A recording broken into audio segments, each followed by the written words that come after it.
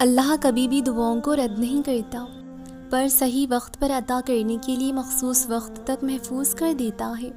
پر ہوتا تو یوں ہے جو اپنی چاہت اور دعاؤں پر اٹل رہتے ہیں انہیں اپنی من چاہی چاہت مل جاتی ہے، اور جو وقتی آزمائش کے دوران ان چاہت کو چھوڑ دیتے ہیں اللہ انہیں بھی خالی ہاتھ نہیں لوٹاتا، اللہ انہیں بھی بہترین سے نواز دیتا ہے، کیونکہ آزمائش کے دوران کچھ لوگ رب کو قریب کر کے دنیاوی چاہت کو چھوڑ دیتے ہیں اور کچھ اللہ کی رضا مانگ لیتے ہیں، اور جو اس آزمائش میں نا امید ہو کر رب کو بھی قریب نہیں کرتے، رب تو انہیں بھی خالی ہاتھ نہیں رہنے دیتا، کیونکہ وہ تو رب کریم ہے نا، اسے اپنی تمام مخلوق سے بہت محبت ہے، وہ اپنے اس بندے کو بھی اپنی رحمت سے اتنا نواز دیتا ہے کہ اس کی زندگی کی کمی پوری ہو جاتی ہے۔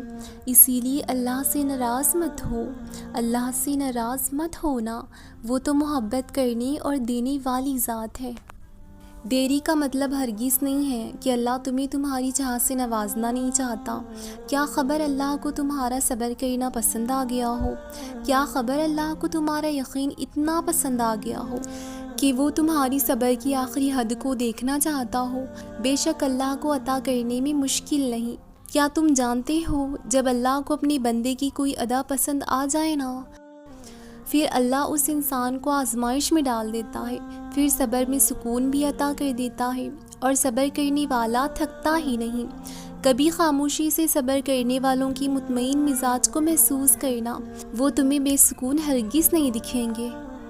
اللہ پاک کی ذات سے کبھی مایوس نہیں ہونا، کبھی بھی یہ نہیں سوچنا کہ بہت گناہ گار ہوں، کیسے رب کی بارگاہ میں جاؤں۔ وہ ذات 70 ماؤں سے بڑھ کر محبت کرنے والا ہے۔ اللہ سے ڈرنے کے بجائے اللہ سے دوستی کر لیں، اپنے دکھڑے سنائیں، وہ سنے گا بھی اور ان سے نجات بھی دے گا۔ بے شک اللہ پاک کی رحمت اس کی غضب پر بھاری ہے۔ اللہ سے ایسی دوستی کر لیں، پھر کسی اور کے ساتھ کی ضرورت باقی نہیں رہے گی۔ پتہ ہے کن کب فرمایا جاتا ہے، جب تم خود کے ڈر پر رب پر یقین کو حاوی کرتی ہو، اور رب پر یقین کرنا سب کی بس کی بات تو نہیں ہے نا۔ یقین کی تقسیم کی خیرات بھی خوش نصیب لوگوں میں ہی بڑھتی ہے، جن کی ایمان مضبوط ہوتی ہیں، انہی کو رب پر یقین کی دولت ملتی ہے، اور تمہاری دعاؤں کی قبولیت کی نشانی تمہاری یقین کی پختگی میں ہے۔ اندھا یقین کرنا آسان نہیں ہے، اسی لیے اللہ رب العزت نے اس کا اجر بہت بڑا رکھا ہے۔ جس طرح بھی مانگے، استطاعت رکھتے ہوئے اپنے اللہ سے مانگتے رہو۔ دعا نہ صرف تمہارے خالی دامن کو بھرے گی، بلکہ دعا تو رب اور اس کے بندوں کے درمیان ایک خوبصورت رشتے کی آغاز ہے۔ اور پھر ایک وقت ایسا بھی آتا ہے جب اللہ ان تمام لوگوں کی اصلیت آپ کے سامنے لاتا ہے جن پر آپ بہت مان کرتے تھے، شاید اپنے رب سے بھی زیادہ۔ یہ تمام واقعات آپ کو خاموش کر دیں گے، پر اپنے پیارے اللہ سے خاموشی اختیار مت کرنا۔ اللہ نے سب دکھا دیا ہے، اللہ نے سب دکھایا ہی اسی لیے ہے کہ اے میرے بندے، غم نہ کرو، میں تمہارے ساتھ ہوں۔ میں تب بھی ساتھ تھا جب تم مجھ سے دور تھا، میں اب بھی تمہارے ساتھ ہوں جب تم میرے قریب آنا چاہتے ہو۔ بس فرق اتنا ہے، ہم میں سے کچھ اندھیرے چنتے ہیں نور کے راستے کو چھوڑ کر۔ ایسا کیوں سوچتے ہو کہ اللہ صرف نیک لوگوں سے محبت کرتا ہے، بلکہ اللہ کی محبت اپنی تمام مخلوق کے لیے ہے۔ جیسے ایک ماں کے لیے اس کی ساری اولاد قابل محبت ہے، ویسے ہی اللہ کے لیے اس کی تمام مخلوق قابل محبت ہے۔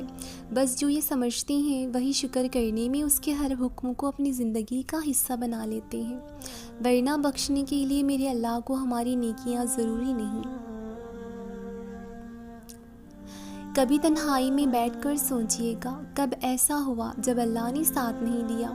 تکلیف میں برداشت، مفلسی میں صبر، ٹوٹے دل کو سنبھال لینا، شکستہ یقین کو حوصلہ دینا، یہ سب ہمارے بس میں تو ہے ہی نہیں۔ ہم اتنی حوصلے مند بہادر ہوتے نہیں ہیں کہ سب کر جائیں۔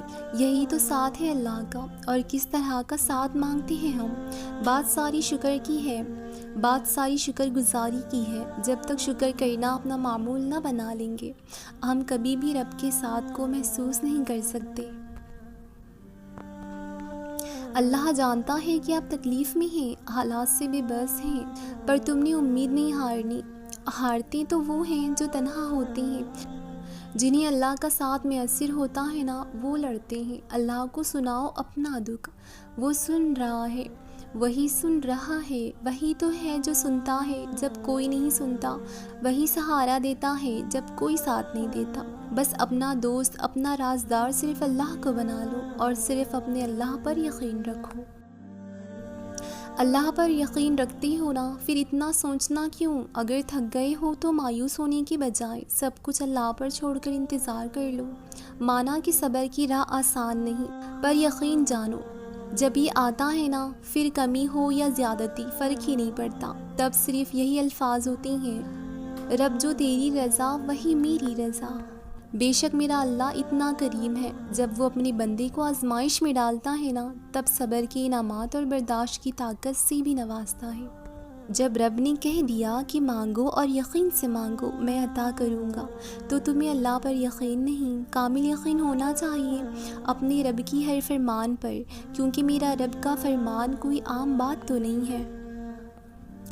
جانتے ہو یقین کامل کیسا ہوتا ہے؟ سامنے دریا ہو اور تمہیں یقین ہو اللہ راہ بنا دے گا، سامنے دہکتی آگ ہو اور تمہیں یقین ہو اللہ گلزار بنائے گا، سامنے اندھا کنواں ہو اور تمہیں یقین ہو اللہ اسباب بنائے گا۔ اگر ایسا کامل یقین رکھتے ہو اپنے پیارے اللہ پر، تو بشارت ہے ایسے لوگوں کے لیے اللہ کی طرف سے معجزات کی، اللہ کی خاص فضل و کرم کی۔ یقین رکھتے ہو نا اپنے پیارے اللہ پر، پھر آزمائش سے گھبرانا کیسا؟ کیونکہ جو اپنے رب پر یقین رکھتے ہیں وہ آزمائشوں سے گھبراتے نہیں ہیں، اور آزمائشیں انہی پر آتی ہیں جنہیں رب تعالیٰ پسند فرماتا ہے، جنہیں اللہ تعالیٰ پسند فرماتا ہے، جنہیں اس نے خاص عنایت سے نوازنا ہوتا ہے۔